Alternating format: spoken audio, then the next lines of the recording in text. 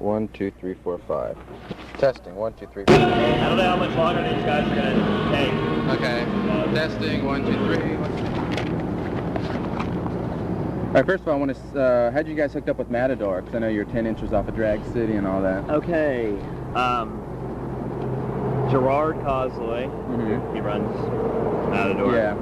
He expressed a lot of interest in the band. So was that he came to you, sort of thing? He came to us, Cool. and at the time, myself and Steven were both living in the New York area, so he called me and Steven separately, and we agreed to meet with him and his partner, Chris Lombardi, in Hoboken, where I lived at the time. Yeah. Because often it's like you have to shop your stuff around. No, they pretty much, Gerard had sort of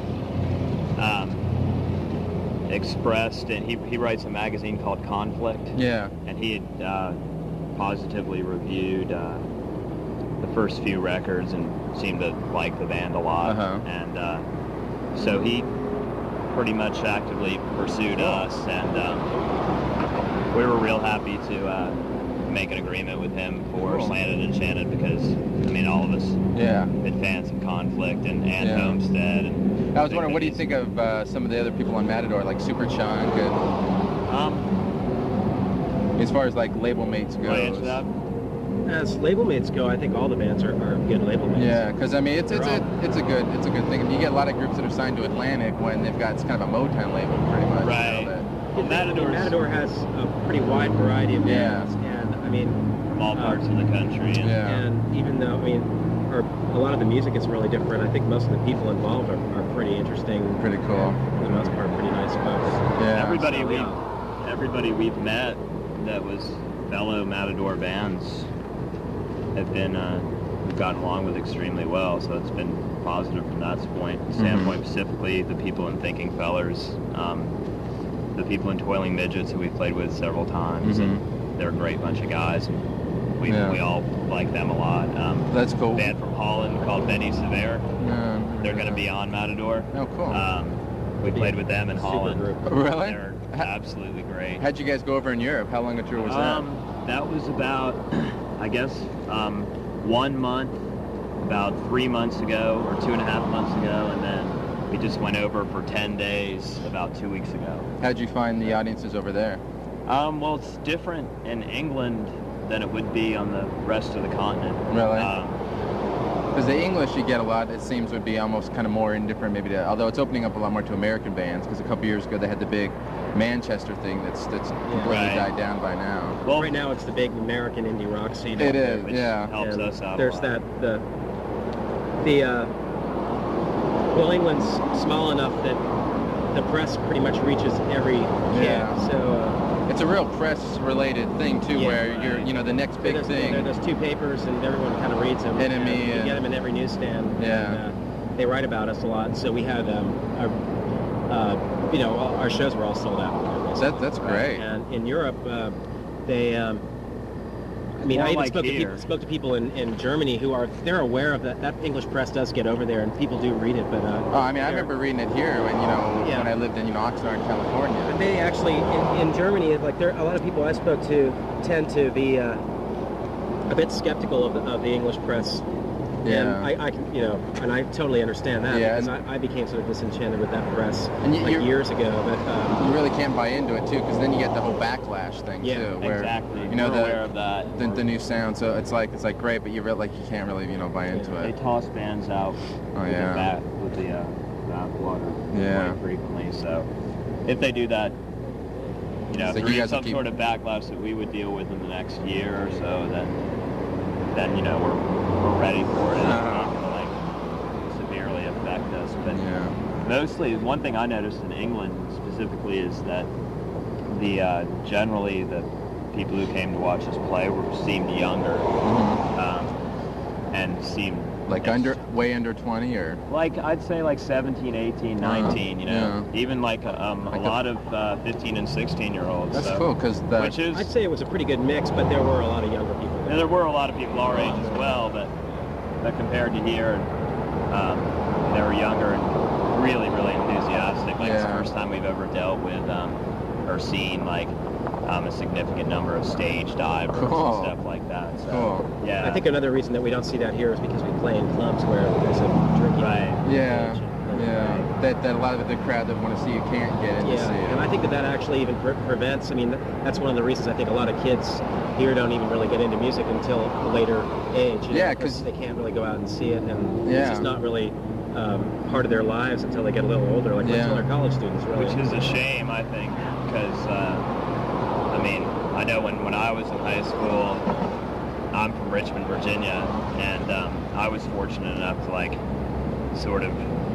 I made a serious effort when I was 16 and got my driver's license to meet the people who book shows. I got like 2 X's on my hands to make sure, and I had to meet the bartender.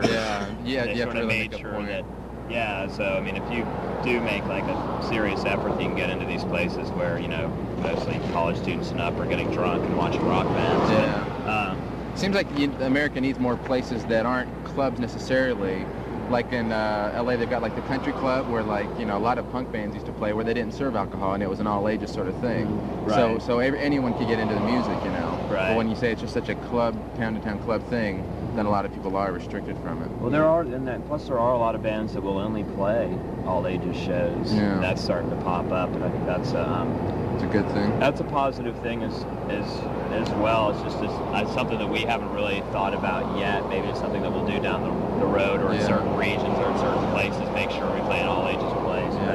But, up to this point, it's just we've pretty much just gone along with each club's rules here. So it's not like so far. Right. How's the tour going so far? How long have you been on it? Pretty much on tour since late April. Oh wow. Late May, I'm sorry, with only a few breaks here and there. So how do you find it so far? Good, or getting the reaction? Some places are great, and some. I mean, it's a mixed bag. I mean, our performances sometimes have been really on, and we've had a great time, and sometimes we've been really sloppy and sporadic and stuff like that. Sometimes in the same show, we'll go from good to slightly off kilter. Yeah, like what'd you think of last night's show? Is on a Columbia? Spectrum, because it started out tight, and I saw your set list that you had. You were going to play Here Before, and then Summer Babe as an encore, and then you just kind of. Well, we changed the set list almost all the time. Oh, well, that's cool. Yeah, there was like Gary. There was a little infighting last night. Yeah, just for personal. What the heck was the deal with that? Because he looked pissed at him, and Steve did. Yeah, well, Steve. Yeah, he was. Well, how'd you hook up with the drummer? Because you guys all seem he runs 20 the to recording 25 studio that we record in. Oh, okay. And he just seems kind of like an older guy. Yeah, which is fine. 39. He runs the recording studio that Steven and Scott have always recorded the records in, and so is he not your full-time drummer? Or? Oh yeah, he's absolutely our full-time drummer. But that's how we met him. And he's a really crucial part of the band. Absolutely. He has a drinking problem, and last night he was just being stupid. Just kind of out of hand. Yeah. He's a little bit. Steve was just getting a little bit fed up. Yeah. I think it's a little bit difficult for a 39-year-old person to lead this life, like in that band for every night. So many months. So he's doing his best, but he gets homesick more than us, and he's got a wife. And he's got a home, and he's got a business that he runs out of his house, his recording studio. So I think he's a little bit more closely attached to home than. But the drumming on the record is great. I mean, Oh, he's a great drummer. He's been drumming since he was 11 years old. He's been drumming for 28 years. So that's a long time. Some nights it's just a joy to play with. Yeah, because last night, I mean, he was really key. He was. For most of the part, he was the real glue, and he just seemed. I mean, he was falling over, but he was there with the drum parts. And that was a good night for Gary last night, drumming-wise. Yeah, no doubt about it. I mean, he was on. Yeah, and he gets tired, and he's got a regular sleeping habits and that kind of thing. So, but yeah, he's a very integral part of both the recordings and the live show, no doubt about it. So, and he's a great guy to work with. It's interesting for me to spend a lot of time with somebody who's from an entirely different generation. Yeah, maybe bring a whole aspect on it of that you guys maybe, being younger than him might not have been tapped into. Right. Yeah. So, and also like the music that he's extremely enthusiastic about and that he really loves and influences him and his style. I've never really heard that much of, like King Crimson and Yes, and like, that era of rock. Yeah, because I saw his shirt and I thought it was a Kitchens of Distinction shirt and it was a King Crimson. I was like, because I was just looking for the familiar symbols. I was like, oh well, that's cool. Yeah. So that's what my other question is, like, what kind of music do you guys listen to? Oh. Or A, find inspiration from, and then B, just listen to for fun. That's out there now that you like. I'd say we all listen to an incredible wide variety of So what are bands. some things that have been released lately that are out there now that you think are I like real good? Sebadoh a lot. I think they're probably Yeah, one of my favorite American bands right now. Yeah. We like live few months. Royal Trucks were really good live, and Smog. I think Jesus Lizard's a great live band. Yeah. It's probably one of our favorite, my favorite, and probably one of Bob's favorite live bands. Is that album out yet? I know they've been New working one's on it. coming out. I saw it in England when we were there, but we haven't seen it in the store. Yeah, I think then when that hits, they're gonna be big. Yeah. You think so? Well, They're I on the think verge. once they get because when you're a great live band, you get the cult following, but when you can get the record out, you can get all the spaces in between. Right, that you absolutely. Problem never is, really played. I just have never really been that into their records. I think that their Really? live shows More of a are something you so catch? good. I love the songs, but I maybe it's just because they're so awesome live. I just can't. When I listen, I listen to those records at home and think, oh, that's pretty good, but it's not the kind of thing that I play over and over. Kind of like Guar in a less sense, where it's not something you listen to. Certainly not that much. No, They really do have good songs. Yeah, but I mean something that. But there's just something so about that. intense. I mean, there's just such an incredible amount of energy on stage when they play there that you just can't. You Can't stick it on record can't feel necessarily. that on the records. Yeah, I think it does have to do with how awesome they are live, because I really do like the records and think that the live show is just over the top. Yeah, it just adds everything Right, else to it. And I've seen them I guess a handful of times, and I've seen them do extremely great shows and good shows, but they're all just so interesting to watch every single member of the band. Yeah, so there's always something going on. David Yao is a great showman. I think he's one of the most entertaining lead singers that our nation's ever produced. So I noticed on Steve's guitar that I like Stockton sticker. Absolutely. Now, I lived in California for a lot of years, Southern California, and then never knew of Stockton just from hearing it. But is there any kind of scene up there, or where do you guys fit into No that? scene at all. Really? not really much of a scene at all. And how did you end up there from Virginia? Oh, I've only been there a couple of times. Same with me. It's just that Scott, our stage left guitar player, and Steven are from Stockton, grew up in Stockton, and Scott lives in San Francisco. Gary moved there about 17 years ago from New York.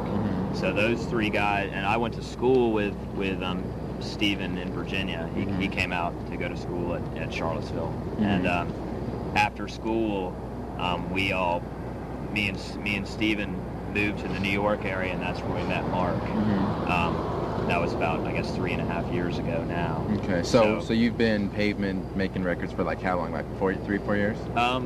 3 years. They started, 3 years Yeah. ago. So it's the nucleus of Steve and Scott. Steve and Scott really started the band, and they went to Gary, and that's how Scott put out the record himself.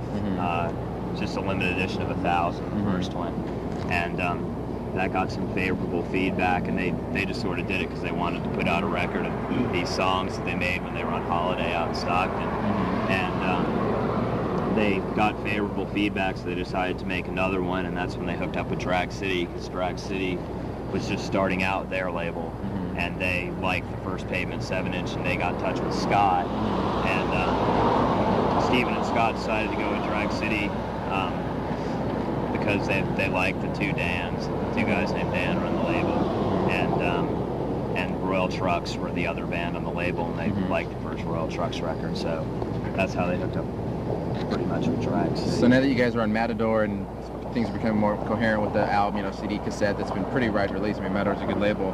What are your aims for the group? Are you going to keep going and making records, or since it seems like basically to it seems keep like you're writing not good music. Right. And there's been really no concern with finding a new label or pretty really, comfortable where you are. Actually, there's been I mean, it's a one record deal with Matador, and that's doing fine. Mm-hmm. We have an EP coming out in October. Another EP, yeah. It's already finished. And then we're going to be doing some touring for a while, and then, you know, there will be a time set aside for recording a new album. Mm-hmm. There's also a compilation what's of the EP called? It's called The Watery Domestics. Okay. And there's also a compilation of all the earlier stuff, which is harder to get, coming out on Drag City. Oh, great. On a CD. Yeah. And so it's really gonna have your stuff out there then. That's cool. right. So basically through the end of the year, pretty much, with the exception of December, we're going to be pretty busy touring. Mm-hmm. Right now we're on our way out to California, and then we're going back to England for just 3 more shows at the end of the month. What's the title of that compilation? Westing with Musket and Sextant? I haven't heard. Is that what it's called? So, did you see that? Who decides that? Steven. Steven. In fact, I was going to ask Steven you. does the artwork. Yeah, because AP called it as cryptic as the CIA cover art and stuff, and I was going to ask you, I think that's what he's shooting for. How did who did that and stuff? Yeah, it's he gets a real kick out of like making these collages and sort of damaging them with is that like whiteout? That's whiteout. Yeah, On and top of the Ferrante and Tiker record. Is that what that is? yeah. And he what the EP is really interesting. The cover for that's like a blue background with the new EP. Oh, okay. With a full color rooster. Oh, That's cool. all been all like defaced. And I noticed the Morrissey reference in here. Is he a fan of his? Oh, where's that? It says, "I'm the end of the family line." That's a song title off of You know what that is? Kill Uncle. That's a little thing. These 2 things are done by one of Steven's good friends, David Berman is his name, and he just used his stuff on the collage. So it probably is a Morrissey. Yeah, because it's a song title off Kill Uncle. Right. Yeah, a couple years ago, and because I was trying to just say all these little things. Like, oh my God, it's a Morrissey, and you guys don't seem like a real Morrissey influence type of. Oh, type sure. of thing. I mean, not directly, but I mean, Some I think, of us have been I know. fans. Yeah, I'm a huge right. fan. He's great. Have you heard his new album? What do you think of that? No, I haven't heard it. Your Arsenal? Yeah, it's good. It's really I've read hard. reviews of it, but I haven't. It's really I haven't good. heard it. AP Actually. hated it, but they're kind of lame. So. Yeah. But yeah, he one of the things he really likes to do is the cover art. We pretty much just give it our stamp of approval. Just kind of let him do whatever he wants. I've always loved his cover art. He has pretty much has free reign, and we have a tiny bit of input. Like he certainly asks us what we think of it and stuff like that. But usually it's usually you don't have to worry about it though. No, it's one of the things he's good at. That's cool. How do you guys write your songs, especially something like Conduit for Sale, which seems to be this kind of weird? And when I heard the album, I didn't know. And you do the one part and he does the other part, and how do you guys come up with those? Or do you just all kind of sit around? Or on the record, those I'm Trying that I do live, Steven's singing on the record. Okay. So is he the principal songwriter? Absolutely, Okay. yeah. He writes about, Scott wrote 2 States and has co-wrote a couple of them with Steve, but Steven principally writes the lyrics. What's that song about? You know, or Conduit for Sale? Conduit for Sale. You'd probably pretty much have to ask him. Okay. I can tell you that Conduit for Sale was done extremely quick. It was not like something that was worked on for a long time. It was something like, Steven just. And that's half the genius of it too. Pretty much came up with that one real fast, and it's sort of like a fun one. It's sort of like a fun, like angrier one. And one of the things I really love to do is sing those I'm Trying, so I'm always really happy when that pops up on the set list. Because that was awesome last night. That was really good. When you were just jumping into it, I could see you waiting for the next part. I love that. That's one of my favorite parts about being in this band, actually, because I feel like in a lot of ways, like I'm singing like sort of about the spirit of the band, like like we're trying our best. And like you said, when the guy said, you can't play drums with a shit, and you're like, well, hey, I'm trying. Right. Well, the guy said that to me, which is, I just thought it'd be a funny thing to. No, it was cool. I was just searching for a laugh. It was cool. And you said that you liked your live show to be real erratic and unplanned, and why is that as opposed to real? Just because it keeps it fun for you guys necessarily? It does keep us entertained. It's sort of the way it's always been, sort of loose. We are trying at all times to make the songs that we've decided to play sound as good as possible. But unlike many other bands, since we're geographically so far apart from each other, we haven't had like a routine practice schedule and that kind of thing. So I think we're sort of like that's part of like our act. That, like, you know, it's not like one song after the other, like rifling them out. It's sort of like, so how do you we've been criticized for our gaps between songs and stuff like that, and that's just well, how do you like the crowd to respond to that? Because, you know, sitting in the crowd, you're kind of like, and it's good because, you know, you start to build up an emotional level, but then, you know, there's 5 minutes between a song, you know, you kind of, you know, you cool down, and you kind of, so how do you like the audience to get into that? And if they, to be honest with you, from my standpoint, and I think Mark would probably pretty much agree, we try our best to be ready to go like one song into the next. It's usually not the two of us. No, sometimes I actually get a little nervous about the gaps between songs. Yeah. Sometimes I do feel that we have a bit of momentum going. Yeah, because like last night, the first 3 or 4 songs, I was like, this is fucking awesome. Right. You know, and then things kind of just started to fall apart, and it was good, but it's just, like you talked about, you know, stage diving and even just a little bit of slamming and some pushing going on. You just need to keep that momentum kind of going. Right. I you know, believe and in the that crowd a is lot. like, well, you know, what the hell are they doing? And Steve's over there and he's flipping him off, and you're like, well, you know. I think what it was last night there was that, you know, the friction between those two guys, and that sort of impeded the progress of last night's show, and you know, both of them should have taken care of it afterwards or something like that, you know, or beforehand, right? Yeah.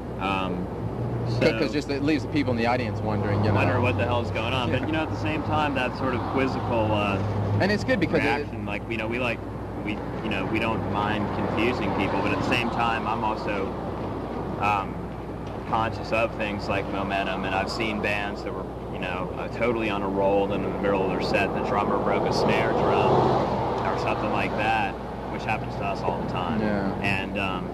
And that's sort of like, they kind of lose it and they have to get it back again. So I think that we're probably more conscious of that than maybe the other guys. Yeah.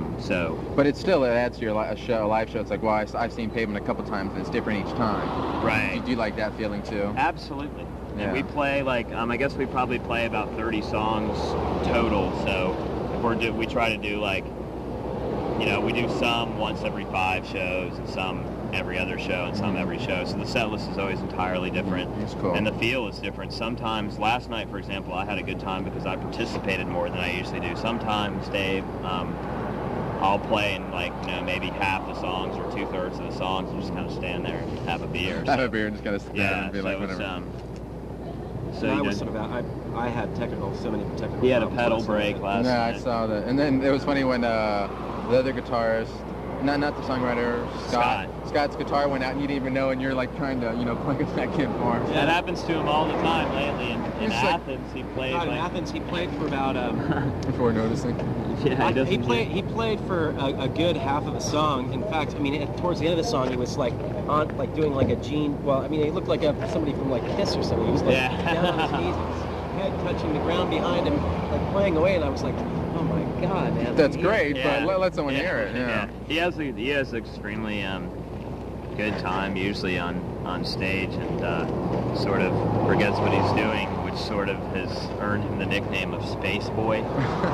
And so that's just general. I mean, also a lot of times we'll all be ready to go at the start of a show, and like Scott will still be like milling around like backstage, like he'll come up like with his guitar and stuff like that. We'll all be standing there ready to play. So that's just the nature of his personality and his stress-free way of doing about this whole thing. So I think it's great. Certainly, I'm a high-strung person. He calms me down a lot just because he always has this like sort of like, man, who cares type attitude, which, you know, is necessary on some occasions, like these more high-pressured environments that you play in where but you're no music biz, supposedly, where you're not as comfortable. So how do you guys feel about the positive response of the album? Because every review I've seen is just glowing awesome. Well, I mean, do you feel it's? I mean, it's obviously, I think it's well deserved. But did you guys putting it out think, you know, we're real proud, we really like it? Well, I'll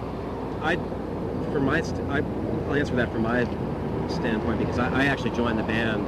That record was recorded about almost 2 years ago. Yeah, because everything was like 1991. I joined the band last summer. So I heard, and I had heard a tape of that album before. And I just, I had been a big fan of the band anyway. Yeah. I thought that it was a great progression from the last things that had been released. Yeah.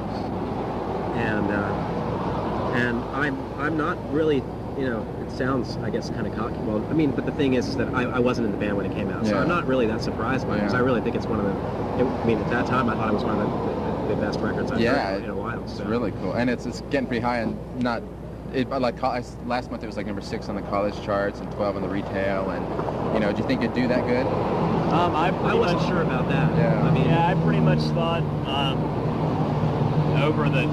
see, the thing is, we listened to it for certainly over half a year before it came out. Yeah. So, that was hundreds of listens, all, trying to figure out how we were going to present it live and stuff like that. And in listening to it over and over again, I sort of thought that it could do extremely well. Yeah. And as far as relating that to indie rock charts and college radio charts, that's sort of, is a hard thing for me to gauge, but it certainly, I'm not overly surprised by its positive reception, because I think it's a good record. Now, where do you guys find yourself fitting into, like you said, the indie rock spectrum or whatever? I think there's a lot of room in there, but you guys... I think we carve our own little niche. Especially when you come to a town like this and you play with some of the house bands and... Yeah. Well, we're not... One thing is we're not really... We've never been really closely related to any other band or any other group of bands, That's like a scene. It's the best thing you can be, though. Because when the scene dies, you're it still does around. help us out. I think it's that. I don't think it's really worked against us, which is a positive thing. We have we all have different friends and different bands, but it's not like we've grown up with another band or something like that. We're not part of the SST scene or the New York noise scene or the Athens scene or something around here. Seattle scene. Right. So it's sort of I think it sort of works in our favor, because we're sort of viewed as just it's an easy thing for journalists to write about, to be I think that we're sort of thought of as being these oddball, curveball pitchers out of nowhere. I wouldn't quite call you. They might be giants, but Right, right. So, but no, just as far as But again, that I see that as your greatest strength. It is. Well, certainly as far as publicity goes and stuff like that, it is a big plus. And also I think it sort of helps us out a lot, because we're a little bit older than some of these kids. What's the average range? Gary's 39, Mark's 29, Steven's 26, Scott's 26, and I'm 25. Oh, okay. And so we've all been, working pretty hard, for, different jobs and different walks of life. Do you guys have day jobs anymore, or is this your full time? Well, currently, we're, on hiatus from our jobs, but we certainly intend to go back. To something. I was driving a bus in New York City, and a transit bus? Yeah. In Manhattan? Yeah. Oh shit. I'm not going to go back and do that. Mark's a full-time waiter. Yeah, me too. But so it's not like we're I'm certainly thinking about changing professions. Would that be the ultimate aim of the group, is to be a self-fulfilling, propelling band where it's your full-time aim and you can No, I've never really thought about it. Wouldn't really be an aim. It's not really an aim, but or that'd be something that would happen and it'd be nice. No, sure, it would be nice. It would be nice, yeah. But it's a secondary goal. No one's counting on that happening at all. No, so you're not looking to be the next Nirvana or anything like that? No, we have modest goals. A lot of the goals that have basically been made for this band amongst ourselves have already been accomplished in a way. So a lot of the other stuff is sort of viewed as gravy. And as you move along, your goals do sort of change, just like in any job or anything, or school or anything like that. So I don't think I certainly don't ever anticipate a career in rock. You know what I mean? And unlike, because not many people can really just it's just like being an actor, yeah, right. It's just especially on the indie scene. It's just the entertainment world, there's Bob Barker and like how many other like game show hosts, like people want to be game show hosts that never really make it to like The Price is Right. I worked for The Price is Right for 2 years. So. No way, really? Yeah, and I used to go to Bob Barker's house, and there were guys in the audience who worked for this company, because I worked for CBS and got hired by a game show company, and there were guys there who wanted to be game show hosts. Right. They talked. I mean, they dressed like him, they talked like him. They, would schmooze up to Bob Barker, house sit his dogs, and I mean, that's what they wanted, So it's interesting you say that. We're sort of doing that without the schmoozing part. Yeah.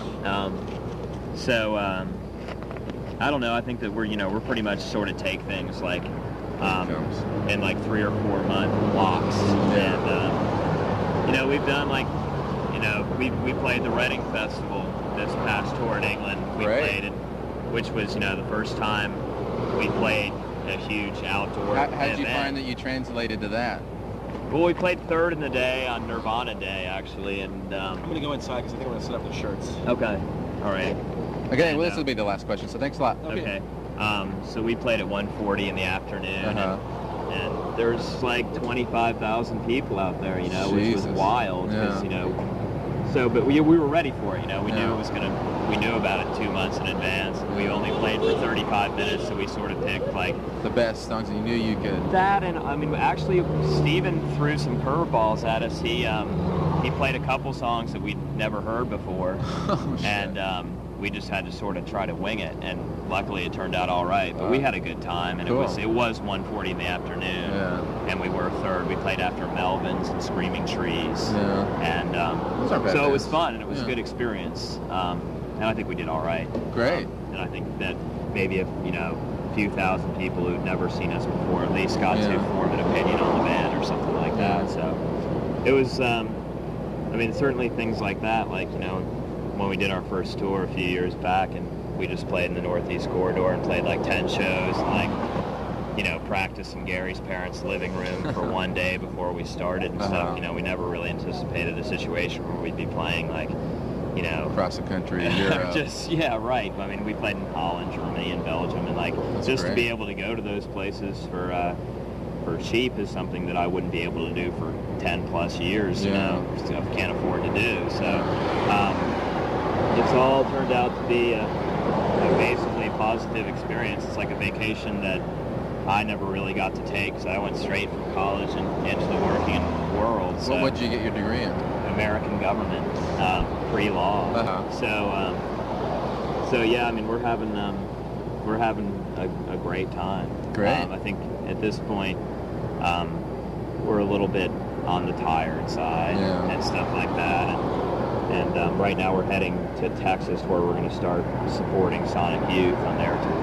That's great. That's cool. Yeah, that'll be fun. That's a good slot. Yeah, it'll be a good thing because it'll be like 40 minutes each night, and it's like the pressure's going to be off us. Yeah. It's their show. It's their new album. Yeah. You should talk to them about opening up for Neil Young. Yeah, we will, I'm sure. And have you ever met him before? Well, Mark knows him much better than I do, and Steven knows him a little bit as well. I've sort of just kind of shaken their hands. So that's it. I gave him a ride home once, but I don't know him.